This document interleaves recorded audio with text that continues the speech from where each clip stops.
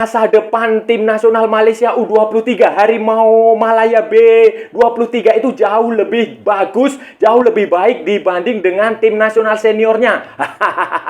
Khususnya nanti di Piala Asia U23, saudara-saudara. Kenapa? Karena saya lihat penampilan Harimau Malaya B23 ini cukup padu, saudara-saudara. Bermainnya juga cukup bagus, lebih variatif, kemudian lebih terstruktur. Dan nanti di Piala Asia U23 itu mereka juga menghadapi lawan yang tidak terlalu berat. Ada Vietnam dan Kuwait di situ, saudara-saudara. Halo saudara-saudara. Jumpa lagi dengan komentator gadungan di sini. Dengan komentator yang gadungan. Seperti biasa, saudara-saudara, seperti biasa. Kalau kita sudah bertemu, pasti akan ada yang kita bicarakan. Akan ada yang kita perbincangkan, kita cakap, kita ulas, kita analisis, kita bacotin, kita cangkeman tentang sepak bola di seputaran Asia Tenggara. Di negara-negara tetangga, negara-negara jiran, negara-negara serumpun. Indonesia, Malaysia, Thailand, Vietnam, Laos, Myanmar, Brunei Darussalam, Kamboja, Timor Leste, Singapura, Filipina, Wakanda, Konoha, negara api, negara angin, negara dongeng, dan sekitarnya.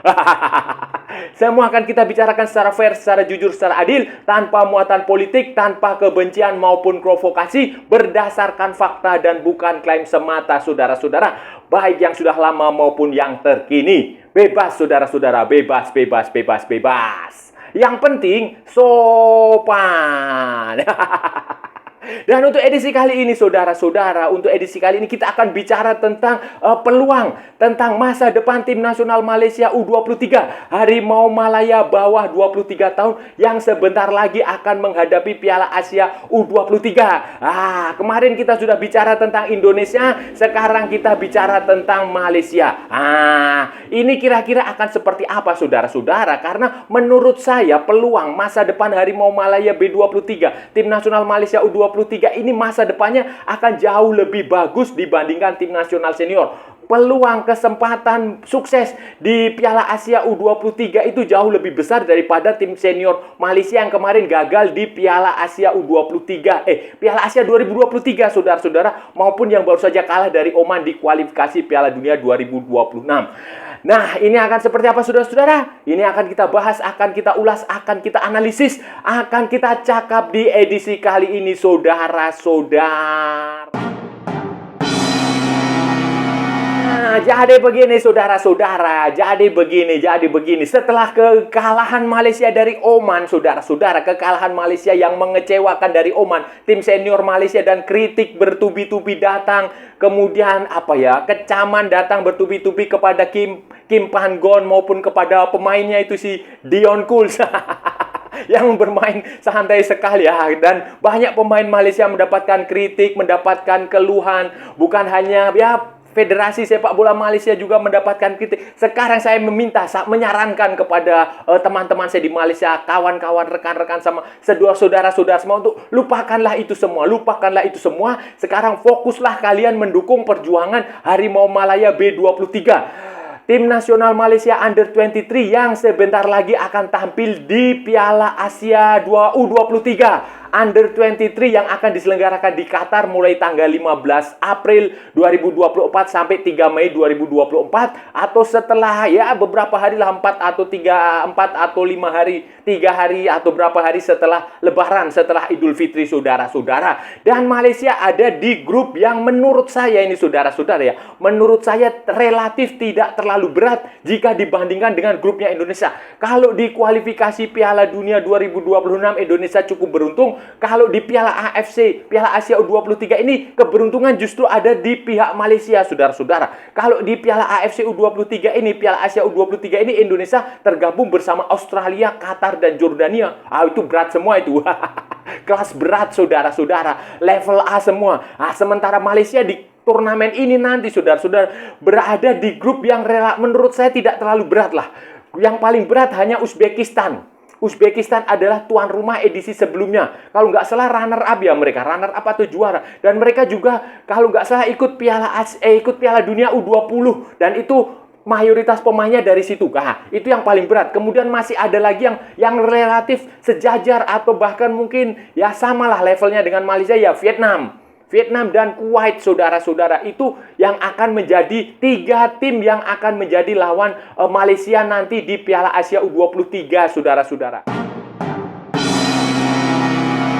Lawan seperti itu, saudara-saudara, itu otomatis Uzbekistan menjadi yang paling berat Uzbekistan. Kemudian Malaysia bisa punya peluang untuk mengalahkan Vietnam dan Kuwait. Kuwait itu walaupun dia dari Timur Tengah, dia dari Middle East, dia dari Arab. Kalau tim senior Malaysia ketika berhadapan tim dari Arab itu kan selalu mendapatkan kutukan, semacam gugup mereka.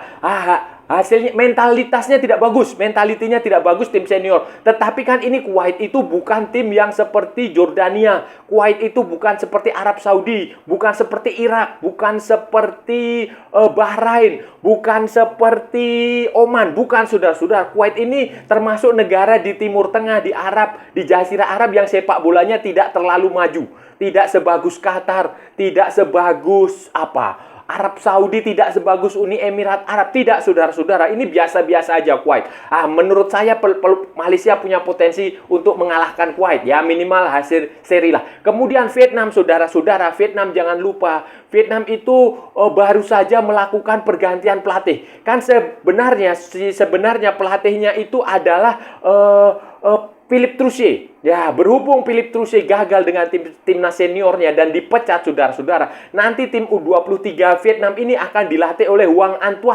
Hoang Anh adalah pelatih yang junior, pelatih bagus sebenarnya, pelatih lokal Vietnam yang kalau saudara-saudara ingat dia memimpin Vietnam menjuarai Piala AFF U22 yang waktu itu di Thailand, turnamen di Thailand yang dia mengalahkan Indonesia di final, saudara-saudara. Itu yang akan menjadi pelatih. Tetapi secara kualitas itu kalau dengan Malaysia ya 50-50 lah. Indonesia pun dengan Vietnam itu kan juga kemarin sudah bisa dikalahkan di tim U23 juga saya rasa 50-50. Jadi peluangnya ada. Peluang Malaysia itu besar untuk mengalahkan Vietnam dan Kuwait. Yang paling berat ya memang hanya Uzbekistan. Karena itu mungkin ada satu level di atas Malaysia. Ya kalau bisa kalah ya mungkin kalah. Kemungkinan besar bisa kalah. Mungkin skornya tipis lah. Saya harap skornya tipis. Tetapi kalau bisa imbang juga bagus juga, saudara.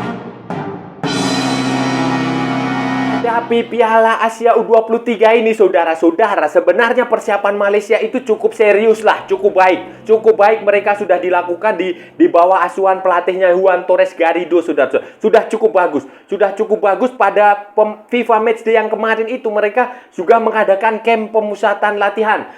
Training camp untuk persiapan ke Piala Asia nanti. Dan mereka juga menggelar 2 pertandingan uji coba melawan India. Hasilnya lumayan, saudara-saudara, menang dan seri. Kemudian pemain-pemainnya juga tidak terlalu banyak berbeda dari pemain-pemain yang sebelumnya ikut di kualifikasi Piala Asia U23.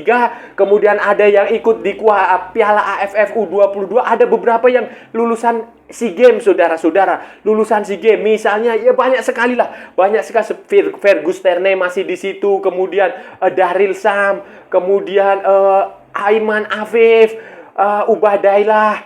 Kemudian Raha Diasli. Kemudian banyak lah. Nasmuddin Akmal lah. Itu adalah beberapa pemain. Belum lagi pemain-pemain yang ya beberapa pemain juniornya yang kemarin dipanggil ke tim nasional senior seperti si Noalen. Kemudian ada lagi pemain yang siapa itu yang pemain abroad itu si Lukman Hakim. Itu juga kemungkinan akan bisa dibawa kalau mendapatkan izin.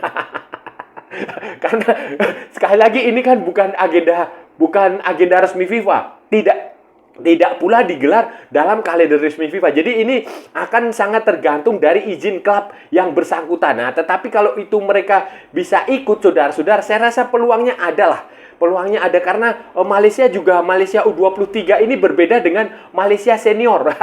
Malaysia senior yang cara bermainnya monoton begitu-begitu saja. Malaysia U23 ini menurut saya bermain jauh lebih cair, jauh lebih rileks, jauh lebih santai dan jauh lebih padu walaupun ya mungkin 11-12 tidak terlalu berbeda jauh dengan seniornya lah. Tetapi peruntungannya mungkin saja akan jauh lebih baik, saudara. Saya kepada tim nasional Malaysia U23 Harimau Malaya bawah 23 tahun ini, saudara-saudara, tolong jangan diulangi kesalahan yang dilakukan oleh tim nasional senior Malaysia. Jangan Juan Torres Garrido, jangan mengulangi kesalahan yang dilakukan oleh Kim Pan-gon yang tidak memiliki skema permainan alternatif, tidak memiliki game plan, rencana kedua, rencana ketiga, rencana keempat, tidak. Dia, kalau Kim Pan-gon itu kan selalu hanya punya satu rencana kalau menurut saya. Kalau plan A-nya dia gagal, dia tidak punya plan B, tidak punya plan C, plan D. Hal ini saudara-saudara jangan diulangi oleh Juan Torres Garrido. Bermainlah dia. Juan Torres Garrido ini harus punya plan A, plan B, plan C, plan D. Harus punya pemain yang bisa menjadi super sub. Kalau pemain ini gagal, misalnya si Ferguson gagal, dia harus ada solusi pemain mana. Itu sudah pernah dibuktikan waktu Ella Farasan, kalau nggak salah ya, di Piala AFF U22 ketika berhadapan dengan Indonesia. Waktu itu kalau saudara-saudara ingat, kalau nggak salah itu ya, Malaysia sempat tertinggal, kemudian bangkit, dan akhirnya mengalahkan Indonesia di pertandingan waktu itu di Thailand. Pertandingannya, turnamennya di Chonburi atau di mana. Itu cara seperti itu bagus, dan itu harus sering-sering dilakukan dan terus dikerjakan. Karena kita nggak, sebuah tim itu ya saudara-saudara, tidak bisa terlalu berharap pada 11 pemain terbaik dia. Harus ada pemain yang menjadi super sub, harus ada pemain yang bisa memecah kebuntuan. Kualitas antara tim layer A dan tim layer B, tim utama dengan tim cadangan, tim simpanan, tim lapis itu harus sama, dan semakin banyak pilihan, semakin banyak pemain yang bisa digunakan, itu semakin bagus. Karena pelatih juga pasti akan mempertimbangkan banyak hal sebelum menampilkan 1 atau 2, 3 pemain. Itu ya. Saudara-saudara ingat, Piala Asia U23 ini bukan penampilan pertama Malaysia. Kalau Indonesia, ini adalah penampilan pertama, debut Indonesia di Piala Asia U23, saudara-saudara. Tetapi Malaysia ini adalah penampilan ketiga. Dan hasilnya juga dua edisi sebelumnya, Malaysia juga tampil menurut saya cukup bagus lah. Contoh saja ya saudara-saudara, tahun 2018 Piala Asia U23 tahun 2018 ketika diselenggarakan di Cina, itu kan Malaysia dia berhasil sampai ke perempat final, lolos ke fase knockout. Waktu itu mereka di grup itu ada di grup C bersama Irak, Jordania, dan Arab Saudi. Pada pertandingan pertama memang kalah dari Irak, kalahnya juga tidak tanggung-tanggung, 1-4 saudara-saudara. Tetapi pada pertandingan kedua mereka berhasil menahan imbang Jordania 1-1, dan pada pertandingan ketiga berhasil mengalahkan Arab Saudi 1-0. Kemudian di perempat final, sayangnya saudara-saudara, di perempat final Malaysia dikalahkan oleh Korea Selatan. Jadi Malaysia terhenti di perempat final. Kemudian pada Piala Asia U23 tahun 2022 saudara, Malaysia bermain cukup jelek lah, cukup buruk. Bermain sangat buruk waktu Piala Asia U23 tahun 2022 itu, kalau nggak salah waktu itu di Uzbekistan. Itu dia bermain sangat buruk waktu itu. Di fase grup itu ada di grup C bersama Korea Selatan, Vietnam, dan Thailand. Itu waktu itu Vietnam dalam masa keemasan di bawah asuhan Park Hang-seo kalau nggak salah. Itu waktu itu Malaysia kalah 1-4 dari Korea Selatan, kemudian kalah 0-3 dari Thailand, dan kalah 0-2 dari Vietnam, saudara-saudara. Kemudian ya udah, itu dua edisi sebelumnya. Sekarang Malaysia lolos lagi ke putaran final di Qatar setelah kualifikasinya kalau nggak salah waktu itu dia satu grup dengan Thailand, saudara-saudara. Thailand dan Malaysia lolos sebagai salah satu dari best runner up. Jadi satu dari 4 runner up terbaik, saudara-saudara. Runner up terbaik, dan itu adalah prestasi yang menurut saya cukup bagus lah. Bisa lolos ke perempat final tahun 2018 walaupun gagal di 2022, dan sekarang mereka akan mencoba lagi di 2024. Tim U23 ini nanti berhasil, saudara-saudara. Kalau tim ini berhasil di Piala Asia U23 ya. Berhasil itu dalam arti bukan juara lah. Kalau juara mungkin terlalu berat lah. Masih, kan kita ya sadar sendirilah negara Asia Tenggara itu berat lah kalau untuk juara. Tetapi berhasil dalam arti lolos ke babak perempat final, ke putaran kedua, ke fase knockout, itu sudah sebagai sesuatu yang berhasil menurut saya bagi tim dari Asia Tenggara. Kalau itu bisa dilakukan Malaysia, saya sih menyarankan tim ini sajalah nanti yang akan berangkat di pelanjutan kualifikasi Piala Dunia 2026. Jadi Kim Pan-gon harus melirik pemain-pemain dari U23. Itu loh yang maksud saya tuh. Kenapa? Karena tim senior Malaysia itu sudah, kalau cara bermainnya seperti itu, materi pemainnya seperti itu, game plan-nya seperti itu, formasinya seperti itu. Kemudian apalagi ya, pokoknya seperti itu ya. Cara bermainnya seperti waktu melawan Oman ya, jangan harap tim senior Malaysia itu akan berprestasi, karena itu sudah pasti akan mudah, amat sangat mudah sekali dibaca oleh pelatih-pelatih lawan.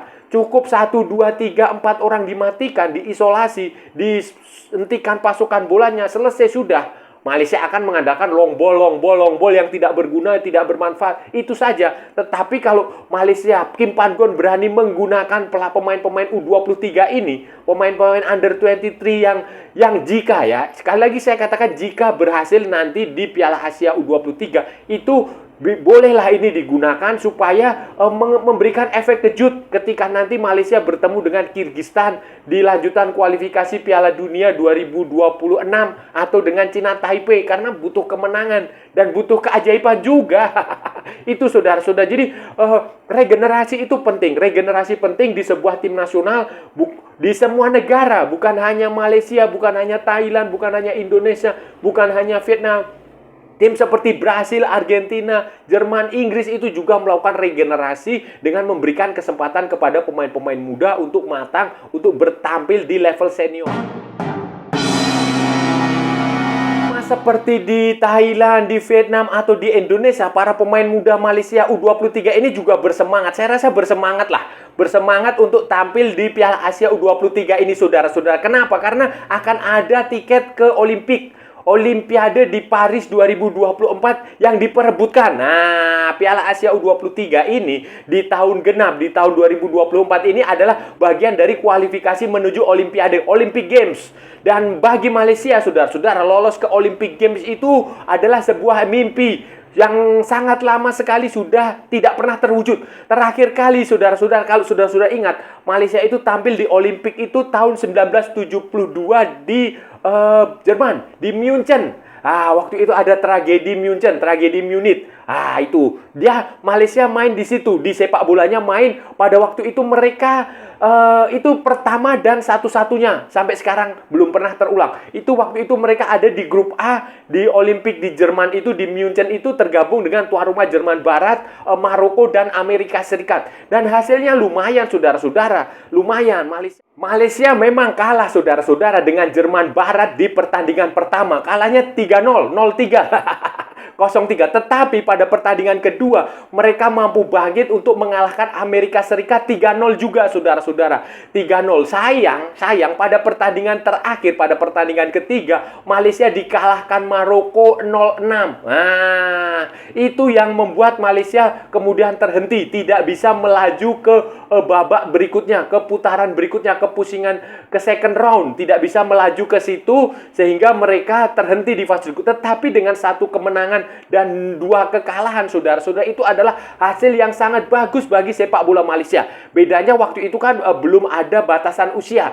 Olimpiade, SEA Games, Asian Games waktu itu kan masih senior, semua pemain bisa tampil. Sekarang U23, dan setelah tahun 1972 itu Malaysia tidak pernah lagi bisa lolos ke Olimpik. Ya sama seperti Indonesia. Indonesia itu kan terakhir kali 1956, bahkan lebih lama lagi. Jadi inilah kesempatan besar Malaysia untuk kembali ke Olimpik setelah sekian lama puasa, saudara-saudara. Saudara-saudara, itu tadi pembahasan kita hari ini, saudara-saudara. Kita sudah bicara panjang lebar tentang segala hal, dari A sampai Z, dari barat sampai ke timur, dari utara sampai ke selatan, dari selatan sampai ke utara lagi, dari timur sampai ke barat. Semua sudah kita bicarakan tentang Harimau Malaya B23, tentang tim nasional Malaysia U23, tentang Piala Asia U23 yang akan segera digelar. Malaysia U23 tergabung di grup D bersama Uzbekistan, Vietnam, dan Kuwait. Di atas kertas, secara teori, hanya Uzbekistan yang menjadi lawan paling berat, saudara-saudara. Vietnam tidak ada masalah karena Indonesia sudah bisa membuktikan bisa mengalahkan mereka 2 kali di level senior, dan pelatihnya Philippe Troussier itu sudah diganti saudara-saudara, dan Philippe Troussier tidak akan menangani Vietnam ini, tidak akan menangani Vietnam U23, tetapi diganti oleh pelatih yang waktu itu menjuarai Piala AFF U22. Nah, itu pelatih itu, si Hang Tuan-Tuan itulah itu pokoknya.